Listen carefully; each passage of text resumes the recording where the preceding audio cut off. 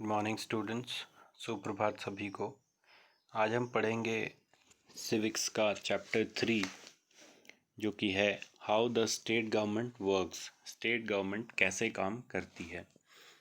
तो state government, जैसा कि हम सभी को पता है कि हमारे देश में जो विभिन्न राज्य हैं उनमें हमें अलग अलग राज्यों में और कुछ यूनियन टेरिटरीज़ में स्टेट गवर्नमेंट देखने को मिलती है। तो स्टेट गवर्नमेंट कैसे काम करती है, इस क्वेश्चन का आंसर हम इस चैप्टर को पढ़ने के बाद दे पाएंगे। But there are a few questions in the beginning of this chapter which will be answered after completion of this chapter. So let us see what are the few questions given on the first page of your chapter. कुछ सवाल दिए हुए हैं। कैसे सवाल दिए हुए हैं आपकी किताब में? Some questions are there like how state government work, राज्य सरकार कैसे काम करती है।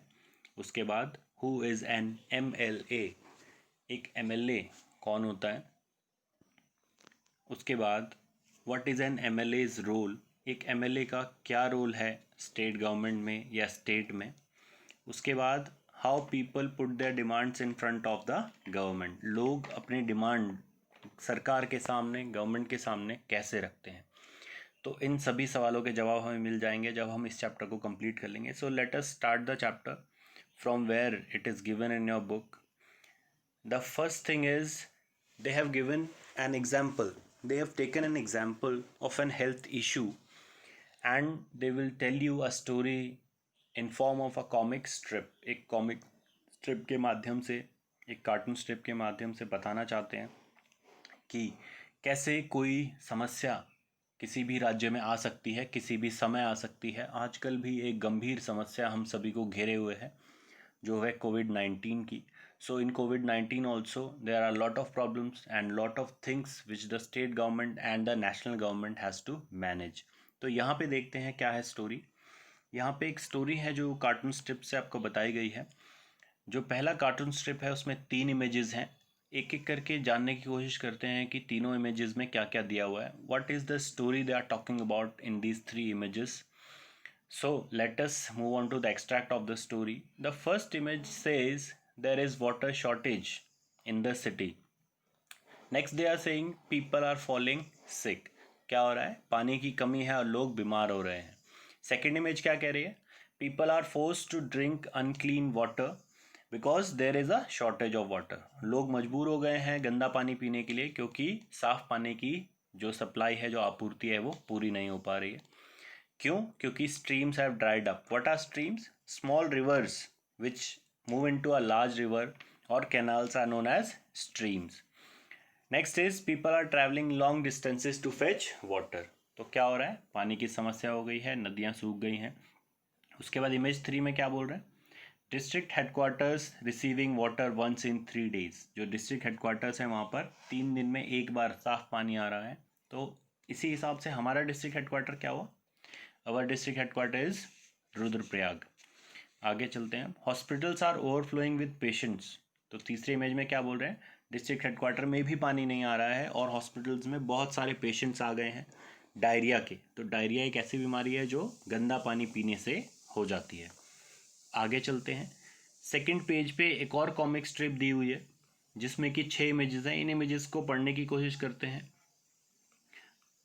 इनको जानने की कोशिश करते हैं क्या क्या लिखा हुआ है इनमें। इमेज 4 में बता रहे हैं कि 10 people have died of diarrhoea. वो एक न्यूज़पेपर पढ़ रहे हैं जिसमें लिखा है कि 10 लोग मर गए हैं डायरिया से। उसके बाद आगे क्या हो रहा है? इमेज 5 में mother has advise not to eat और ड्रिंक एनीथिंग फ्रॉम आउटसाइड। तो जो बच्चे हैं उस इमेज में, उस स्ट्रिप में, उसमें उनकी मम्मी ने उनको बोला है कि बाहर से कुछ भी खाना या पीना नहीं है। Next is image 6. Image 6 is showing that police is stopping those children from going further on that road, on that street. तो ऐसा क्यों है? क्यों पुलिस रोक रही है? इमेज 7 में पुलिस के जो ऑफिसर्स हैं, ऑफिसर है, वो क्या बोल रहे हैं कि road has been block due to protest in front of the MLA's house. जो MLA साहब हैं, जो उस एरिया के रिप्रेजेंटेटिव हैं, प्रतिनिधि हैं, उनके घर के सामने प्रदर्शन हो रहा है प्रोटेस्टर्स का, इसलिए आप लोग आगे नहीं जा सकते हैं। इमेज 8 में क्या बोल रहे हैं?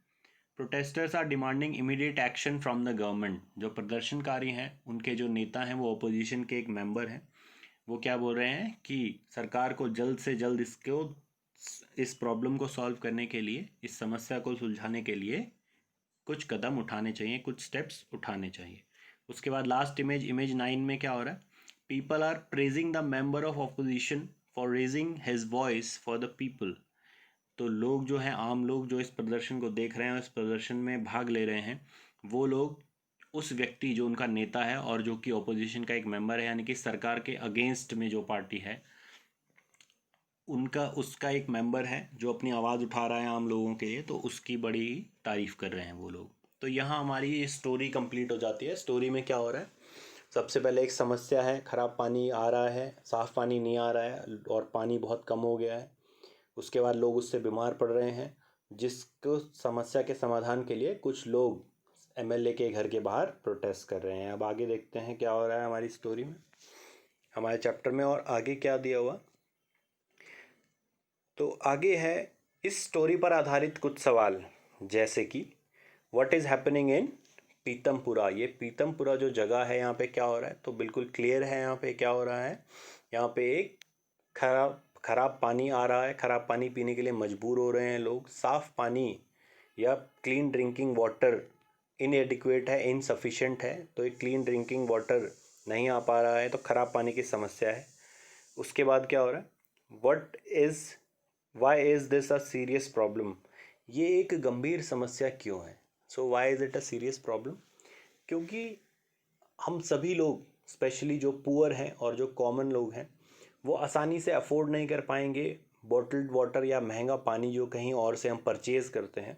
तो इसलिए बहुत ज़रूरी है कि सरकार हमें साफ़ पानी, स्वच्छ पानी उपलब्ध कराए सही मात्रा में और सही समय पे, ताकि लोग ऐसे ख़राब पानी पीने के लिए मजबूर ना हो और बीमार ना हो। अगर बार बार बीमार होते जाएंगे तो बहुत सारी बीमारों की संख्या बढ़ जाएगी, बीमार लोगों की, और वो हॉस्पिटल्स में जाएंगे। हॉस्पिटल्स में इतने बेड्स नहीं होंगे और उनमें से बहुत सारे लोग मर भी जाएंगे। तो बहुत सारी समस्याएं which can lead in to death of many people, hundreds and thousands of people. So it is a very very serious problem. आगे क्या करें, what action can the government take to control the situation. अब आप लोगों से सवाल पूछ रहे हैं कि सरकार क्या कर सकती है इस सिचुएशन को कंट्रोल करने के लिए। तो सरकार बहुत सारे कदम उठा सकती है, जैसे कि किसी और डिस्ट्रिक्ट से, किसी और स्टेट से या कहीं और जो सोर्स है वहाँ से पानी उपलब्ध करा सकती है कुछ समय के लिए जिस समय प्रॉब्लम है, और हैंडपम्प्स लगवा सकती है। सेंट्रल गवर्नमेंट से फंड्स मांग सकती है अगर उनके पास फंड्स कम है। हॉस्पिटल्स में और अच्छी फैसिलिटीज़ दे सकती है ताकि जो पेशेंट अभी आ गए हैं उनको ट्रीटमेंट, अच्छा ट्रीटमेंट, सही ट्रीटमेंट दिया जा सके। तो बहुत सारे स्टेप्स सरकार ले सकती है इस इशू को रिजॉल्व करने के लिए। अब आगे चलते हैं, आगे क्या हो रहा है जानते हैं हम कि मेंबर ऑफ लेजिस्लेटिव असेंबली कौन होता है। Who is a member of a legislative assembly. तो मेंबर ऑफ लेजिस्लेटिव असेंबली को हिंदी में हम सभासद भी कहते हैं। ये मेंबर ऑफ लेजिस्लेटिव असेंबली क्या करते हैं, ये स्टेट लेजिस्लेटिव असेंबली जो कि किसी राज्य की राजधानी which is there in the capital of a state, it is located, and all these MLAs who are from different areas of a state, जो प्रतिनिधि, जो जनप्रतिनिधि राज्य विधानसभा के चुनाव में जीतते हैं किसी एक एरिया से, किसी कॉन्स्टिट्यूएंसी से, वो सभी लोग वहाँ जाकर बैठते हैं और लोगों की समस्याएं, अपने लोगों की, जैसे पीतमपुरा इसमें स्टोरी में एक जगह है, तो उस जगह का जो रिप्रेजेंटेटिव है, जो एमएलए है, वो क्या करेगा, उसकी क्या ड्यूटी है, वो स्टेट असेंबली में जाएगा और वहाँ पे जाके खराब पानी की समस्या उठाएगा ताकि सरकार के सामने ये चीज़ आ सके और सरकार उस समस्या को दूर करने के लिए कुछ कदम उठा सके। तो एमएलए की ज़रा और डेफिनेशन जान लेते हैं। Who is N MLA? N MLA is a member of state legislative assembly who represent a constituency. तो एमएलए एक वो व्यक्ति है जो राज्य विधानसभा में किसी एक क्षेत्र का प्रतिनिधित्व करता है। आगे, a person elected by the people to represent them in the state by voting. एक ऐसा व्यक्ति जिसको लोगों ने वोट देकर चुना है ताकि वो उनका प्रतिनिधित्व कर सके राज्य विधानसभा में। Next, the person who receive the highest number of votes in a state assembly election becomes N MLA। वो व्यक्ति जो राज्य विधानसभा के जब चुनाव होते हैं उसमें से जो एक क्षेत्र है, एक एरिया है, वहाँ से जिस व्यक्ति को सबसे ज़्यादा वोट मिलते हैं, suppose 10 people are standing in election, 10 लोग खड़े हैं एक इलेक्शन में, ठीक है, और टोटल नंबर ऑफ वोट्स 5000 है, तो कौन व्यक्ति जीतेगा ये कैसे पता चलेगा? ज़्यादातर ये हमारी ये टेंडेंसी हो सकती है या इमेजिनेशन हो सकती है कि जिसको 50% से ज़्यादा वोट मिल जाएंगे वो जीतेगा, पर ऐसा नहीं होता है। हमारे यहाँ जो इलेक्शन है उसको first pass the post election भी कहते हैं, जिसमें 10 में से या जितने भी लोग खड़े हैं उनमें से सबसे ज़्यादा वोट जिसको मिलती हैं वो व्यक्ति MLA बन जाएगा स्टेट लेजिस्लेटिव असेंबली इलेक्शन में जब वो कंटेस्ट करेगा। ठीक है, अब आगे चलते हैं। MLA पता लग गया हमको कौन होता है और वो क्या काम करता है। उसके बाद कॉन्स्टिट्यूएंसी क्या होती है, व्हाट इज अ कॉन्स्टिट्यूएंसी? तो किसी भी राज्य को छोटे छोटे हिस्सों में डिवाइड कर देते हैं अकॉर्डिंग टू पॉपुलेशन, और उन हिस्सों में फिर वोटिंग कराते हैं और स्टेट लेजिस्लेटिव असेंबली के लिए MLAs को इलेक्ट करते हैं। तो किसी भी राज्य के जो डिविजन्स होते हैं ताकि स्टेट लेजिस्लेटिव असेंबली में रिप्रेजेंटेटिव्स जा सकें, हर एक एरिया से एक रिप्रेजेंटेटिव। तो नंबरिंग दिख रही है आपको यहाँ पे, एक मैप है जो उत्तराखंड राज्य का है, जिसको कितने लेजिस्लेटिव असेंबली एरियाज में बांटा है, यानी कि कितनी कॉन्स्टिट्यूएंसीज में डिवाइड किया है, 70। ठीक है, तो इसी तरीके से आपके एरिया से भी एक MLA होता है जो, और इस स्टोरी में जो है प्रीतमपुरा, वहाँ से भी एक MLA है जो स्टेट लेजिस्लेटिव असेंबली में रिप्रेजेंट करता है। तो कॉन्स्टिट्यूएंसी क्या होती है, क्या पता लगा हमको? An area from where a representative is elected by the people. तो एक स्टेट में जो विभिन्न क्षेत्र डिवाइड किए होते हैं या किसी भी और इलेक्शन में जो डिफरेंट एरियाज डिवाइड किए होते हैं, उन एरियाज को इंडिविजुअली क्या कहते हैं, कॉन्स्टिट्यूएंसी, क्षेत्र। अब आगे चलते हैं। आगे हमसे बोल रहा है कि कुछ इंपॉर्टेंट टर्म्स को हमें जान लेना है या डिफाइन कर लेना है। जानते हैं उनके बारे में एक एक करके। तो यहाँ पे एक इंडिया का मैप देख रहे हैं आप, लेटेस्ट मैप, जिसमें जम्मू और कश्मीर और लद्दाख अब एक राज्य नहीं है, अब क्या है वो दोनों ही यूनियन टेरिटरीज। तो हमारी यूनियन टेरिटरीज 7 से बढ़ के कितनी हो गई हैं, 9। और कितने स्टेट्स हैं हमारे पास, 28 स्टेट्स। Let's move further. तो सबसे पहली टर्म जिसको डिफाइन करने बोल रहे हैं, आपकी बुक में बोला हुआ है उसको, वो है पब्लिक मीटिंग। तो पब्लिक मीटिंग क्या होती है? whenever there is a problem, so the people of a constituency or of an area, they call for a meeting of the general public and their representative also, if he is available. Otherwise a local leader or some other leader might supersede or precede that meeting. तो लोगों की, आम लोगों की एक meeting, एक जमावड़ा, जहाँ पे वो अपनी प्रॉब्लम्स डिस्कस करते हैं और प्रॉब्लम्स को कैसे सॉल्व करना है उसको डिस्कस करते हैं, उसको कहते हैं पब्लिक मीटिंग। उसके बाद है स्टेट्स इन इंडिया, पहले ही बता चुका हूँ। India is divided into 28 states and 9 union territories. इन सभी स्टेट्स में, जैसे उत्तराखंड में हमने देखा 70 कॉन्स्टिट्यूएंसी हैं, इसी तरीके से सभी स्टेट्स को छोटे छोटे पार्ट्स में, कॉन्स्टिट्यूएंसीज में बांटा हुआ है ताकि स्टेट गवर्नमेंट का फॉर्मेशन हो सके। जिन स्टेट्स में ज़्यादा पॉपुलेशन है उन स्टेट्स में ज़्यादा कॉन्स्टिट्यूएंसीज, और जिन स्टेट्स में कम पॉपुलेशन है वहाँ पर कम कॉन्स्टिट्यूएंसीज। तो कॉन्स्टिट्यूएंसी का ज़्यादातर रिजेम्बलेंस पॉपुलेशन से है, ना कि एरिया से। उसके बाद नेक्स्ट इज कॉन्स्टिट्यूएंसी, जिसको हम जान चुके हैं। Next is majority. तो मेजॉरिटी उसको बोलते हैं, फॉर एग्जांपल 70 सीटें हैं, 70 स्टेट लेजिस्लेटिव असेंबली सीट्स हैं उत्तराखंड में। अगर किसी पार्टी को सरकार बनानी है तो उसको कितने से ज़्यादा MLA की सपोर्ट चाहिए, मोर देन हाफ। तो उत्तराखंड के एग्जाम्पल में जहाँ पर 70 total number of constituency seats हैं, वहाँ पे स्टेट असेंबली सीट्स हैं, वहाँ पे हाफ से ज़्यादा कितना हुआ, 36। सो अ पार्टी हु enjoys या who has support of 36 or more MLAs will form the government and that will be known as majority। तब उसको क्या कहेंगे हम, मेजॉरिटी। किसको, आधे से ज़्यादा MLA जिसके पास हैं और जो सरकार बनाता है, उन लोगों को या उस ग्रुप को या उस पार्टी को कहते हैं मेजॉरिटी में है वो।